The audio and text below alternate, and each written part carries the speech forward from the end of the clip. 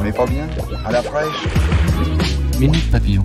Bonjour, c'est Anne-Laetitia Béraud, bienvenue dans Minute Papillon, le flash de midi 20 du mardi 13 novembre.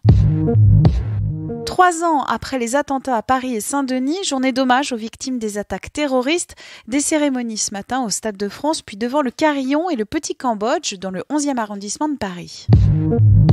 Comment la médecine s'y prend pour soigner les rescapés de ces attentats qui souffrent toujours de stress post-traumatique? Retrouvez sur les plateformes d'écoute et sur notre site le nouvel épisode de notre podcast 6e Sens. Il s'arrête sur l'étude Remember et le protocole de traitement mémoire vive. Suivi par d'anciens otages du Bataclan, ce programme vise à rompre la boucle de peur dans laquelle les attentats les ont enfermés. Camp Fire, c'est l'incendie le plus meurtrier de l'histoire de la Californie.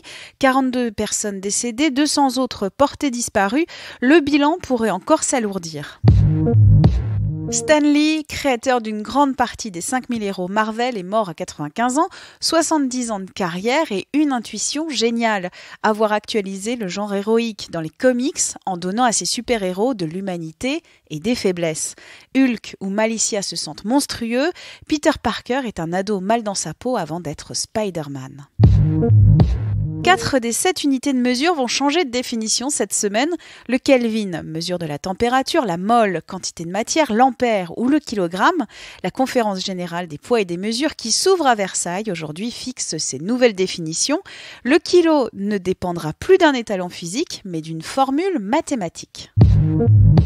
L'AS Monaco visé par les Football Leaks. Selon Mediapart, le club de la Principauté aurait contourné la réglementation sur les joueurs mineurs pour convaincre leur entourage de les faire signer au club.